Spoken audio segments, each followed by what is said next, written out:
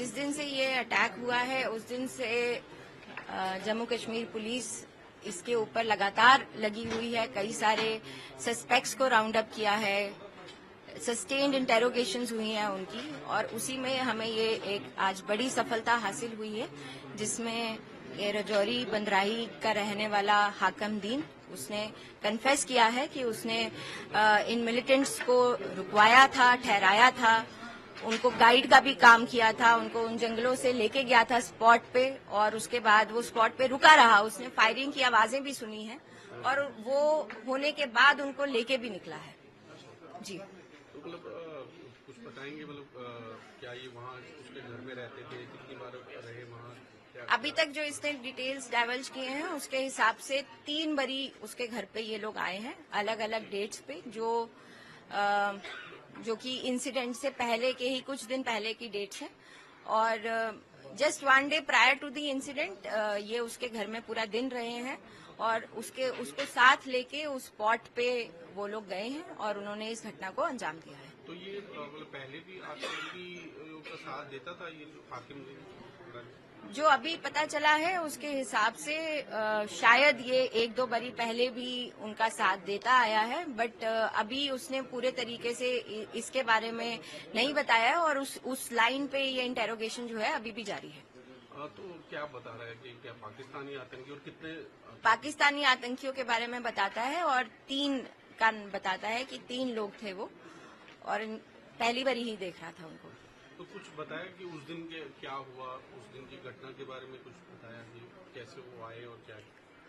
उसने इतना जरूर बताया है कि उसने जब उस एरिया को थोड़ा रेकी किया तो उसने ये इंश्योर किया कि सीसीटीवी कैमरास जो हैं वो कहीं से भी उसकी फोटो को, उसकी इमेज को या उन मिलिटेंट्स की इमेज को ना पकड़ पाए, तो उसने ऐसे ही रास्ते से उनको, जंगलों के रास्ते से उनको स्पॉट पे वो लेके गया है, और इतना उसने अभी तक अपने डिटेल्स में डाइवर्ज किया है। तो मतलब खाना भी उनको खिलाया और पूरा गाइड भी किया?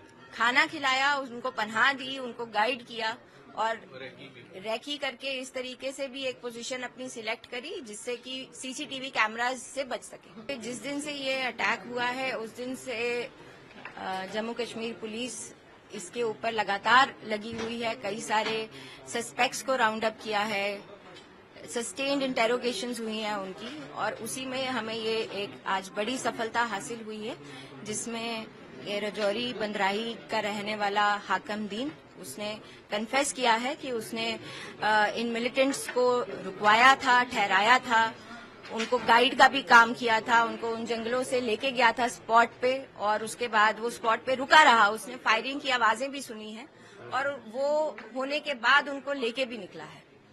जी, तो मतलब कुछ बताएंगे, मतलब क्या ये वहाँ उसके घर में रहते थे, कितनी बार रहे वहाँ?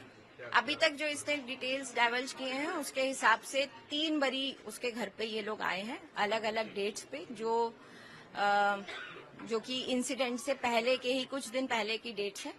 और just 1 day prior to the incident ये उसके घर में पूरा दिन रहे हैं और उसको साथ लेके उस स्पॉट पे वो लोग गए हैं और उन्होंने इस घटना को अंजाम दिया है। तो ये मतलब पहले भी आतंकी का साथ देता था ये हाकिम?